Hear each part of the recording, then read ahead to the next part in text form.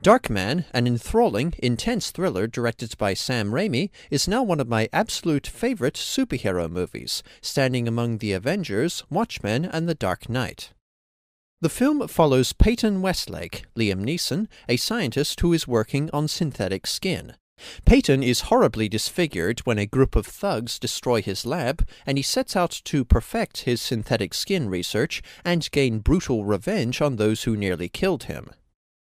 Viewers looking for realism may want to steer clear from Darkman, as it pushes suspension of disbelief a little too far in parts. Peyton survives a ridiculous amount of damage. You wonder how he can run an advanced biotech lab in an abandoned factory while essentially being a hobo, and the skin cells Peyton observes under the microscope are obviously paramecia. But of course, why would you expect realism from a superhero movie? The lack of plausibility in the premise, which really doesn't matter, is easily compensated for 10 times over by the harrowing, very believable psychological journey of its tormented main character. Liam Neeson delivers an excellent performance. Even under heavy layers of makeup and bandages, Neeson conveys Peyton's anguish, determination, and lust for revenge with chilling accuracy. Every time you think Peyton is adapting too quickly to his heavily injured body and heightened strength and reflexes, he discovers something new about himself, such as the doctors severing his nerves to block the pain, thus removing all sensation in his hands, that he and the viewer are deeply saddened by.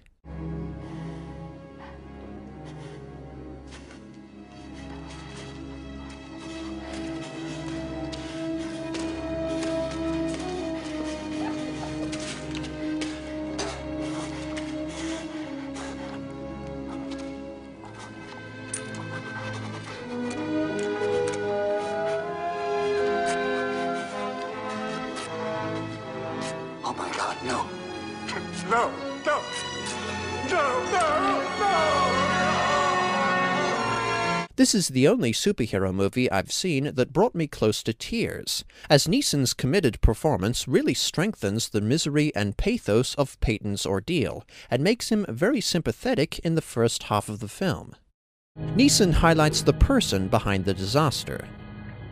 But we also witness Peyton's personality warp from a kind, gentle man to a violent, much darker creature. Darkman is a singularly grotesque, demented, and overall icky superhero.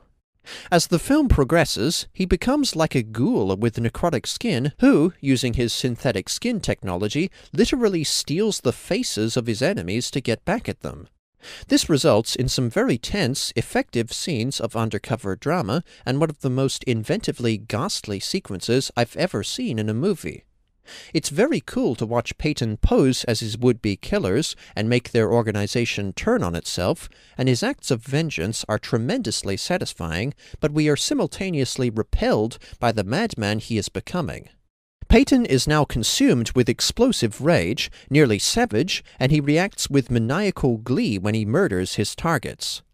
It's touching to see him try to rebuild his life and rekindle his relationship with Julie, played by Frances McDormand, with whom Neeson shares very warm, relaxed chemistry, but we are acutely aware that Peyton may be too far down the road of vengeful insanity to ever have a normal life again. Darkman has two fantastic antagonists, the smarmy, charismatic Strack, Colin Friel, and Robert G. Durant, Larry Drake, Strack's sadistic, down-to-business right-hand man. Like many good villains, these two somehow succeed in being both despicable and cool. The antagonists deserve everything they get, but you also can't ignore the fact that Peyton is turning into something terrible himself. A striking, deeply compelling anti-hero, Peyton is both sympathetic and monstrous, and the transition from one to the other is fascinating. Darkman surges along at a fast pace and has a couple of clever plot points that magnify the suspense. Since Peyton's artificial skin formula only remains stable for 99 minutes when in the light, the scenes of Peyton in disguise and sabotaging the enemy have a suitably stressful ticking clock behind them.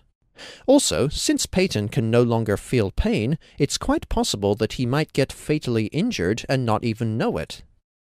The action and stunts are really exciting, and I have a hunch that Durant trying to kill Peyton on the freeway might have influenced the truck chase scene in Terminator 2, especially when Durant's helicopter slams into the overpass. Neeson's facial makeup looks a little plasticky, but again, what does that matter? As with John Hurt in The Elephant Man, what matters is the amazing, powerful performance beneath. With shades of V for Vendetta, Frankenstein, and The Phantom of the Opera, Darkman is an outstanding movie. I've said before that I love character studies, and this is one of the best examples I've seen in a long time, with its deeply engrossing anti-hero, powerful drama, heavy suspense, great villains, and thrilling action. I highly recommend this film. Sam Raimi's Darkman earns 4.5 stars out of 5. Thank you for watching. Tune in next time, as I'll be reviewing another David Lynch movie.